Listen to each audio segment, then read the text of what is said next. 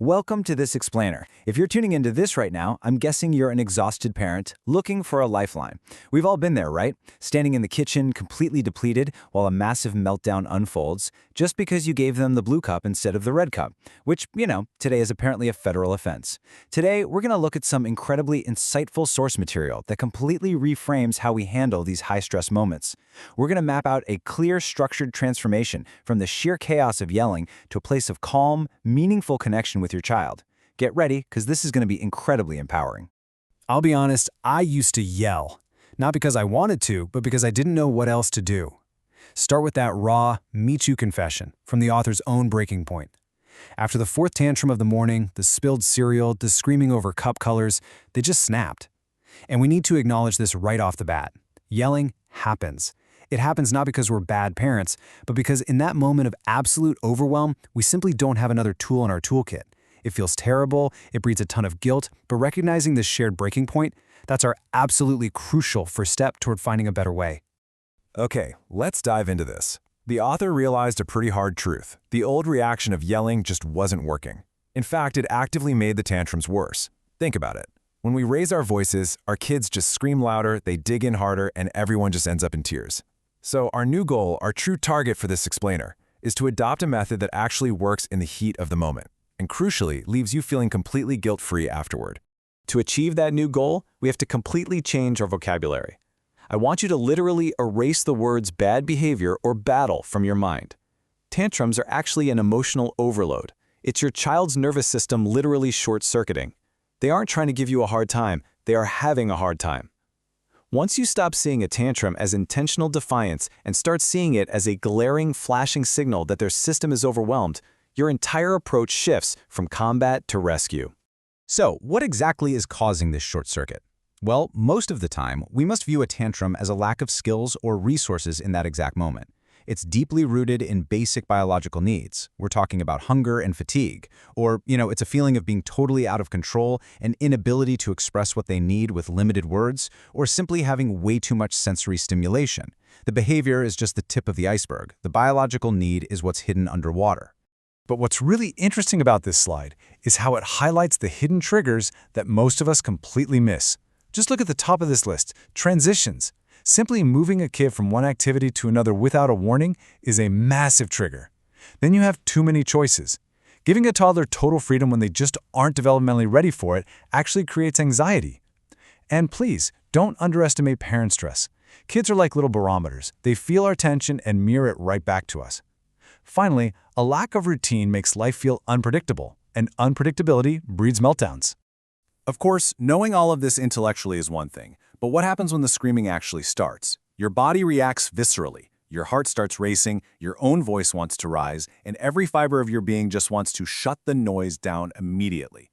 We have to acknowledge that physical reaction before we can actually control it. This is where we transition into the empowerment phase. How do you, the adult, stay calm when you really want to lose it? Here is your tactical toolkit. These are highly specific physical micro-actions you can take mid-meltdown. Step 1, breathe before speaking, literally. Count to 3 in your head. This pauses your own fight-or-flight response. Step 2, and honestly, this is a real game changer, lower your voice. Speak quieter instead of raising it. It actually forces the child to quiet down just to hear what you're saying. Step 3, step back physically. Give yourself an inch of space before you engage. It grounds you and keeps you from crowding an already overwhelmed kid. While you're doing those physical steps, I want you to plant this quote in your mind. This is communication, not defiance. This is your mental anchor. When the toy gets thrown, when the tears are flowing, just repeat this phrase in your head. It's going to help you maintain your own self-regulation, reminding you that your child is trying to tell you something the only way their immature brain currently knows how. The crucial point is understanding exactly what to do and what absolutely not to do in the middle of the storm. Don't lecture. Do not argue logic, because a child's brain simply cannot process logic mid-meltdown. The rational part of their brain is literally offline. And don't threaten them with things like, if you don't stop, no TV. Instead, do this. Stay nearby and calm. Drop down to their eye level. Acknowledge their feelings, and use short, simple phrases like, I'm here, you're safe. Empathy is for sure your strongest tool here. Eventually, the storm will pass. The nervous system will reset, but our job isn't quite done yet.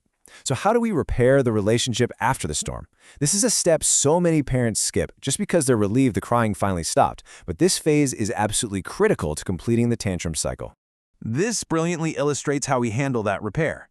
This phase isn't about making excuses for bad behavior. This is about showing your child that your love is unconditional. By actively repairing the relationship once everyone is calm, we teach our kids a profound life lesson, that conflict doesn't break a relationship. You can be upset with someone, you can have a really hard moment, and you can still love each other and come back together safely. So what does repair actually look like in practice? Well, here are the specific, warm actions you can take. First, simply offer a hug. Physical touch is incredibly regulating. Next, talk very briefly about what happened without any shame or blame. Just state the facts calmly. You were really mad when we couldn't go outside. Finally, end on a positive note. Read a book, draw together, or just cuddle on the couch. You acknowledge it, process it, and move forward together without any lingering resentment. Okay, we've covered a lot of psychological ground here, so let's talk about why this matters and what you should take away from this right now. The author provides a phenomenal, actionable checklist for parents who are currently in the trenches. You don't have to overhaul your entire life overnight, but you can absolutely start implementing these small, high-impact strategies today to start seeing a real difference in your household. Here is your daily action plan to summarize everything we've learned. First, identify your child's top 3 tantrum triggers. Be a detective. Second, embrace the preventative power of adding a 5-minute warning before every transition. Third, practice naming feelings out loud, even when they aren't having a tantrum, to build up that emotional vocabulary. Fourth, and remember how much we emphasize this, purposefully lower your voice instead of raising it when tensions spike. And finally, always reconnect after every conflict. Tantrums are not proof that you're failing as a parent. Actually, scratch that. They're the exact opposite. They are proof that your child is learning how to handle massive, overwhelming emotions in a complex world, and you are their chosen guide. When you choose calm over control and connection over yelling, you're teaching skills that last far beyond the toddler years. So, I'll leave you with this provocative thought to carry into your day. What if your child's next tantrum isn't a disaster, but the perfect opportunity to teach them exactly how to navigate the world? Thank you for exploring this explainer with me today, and good luck out there in the trenches.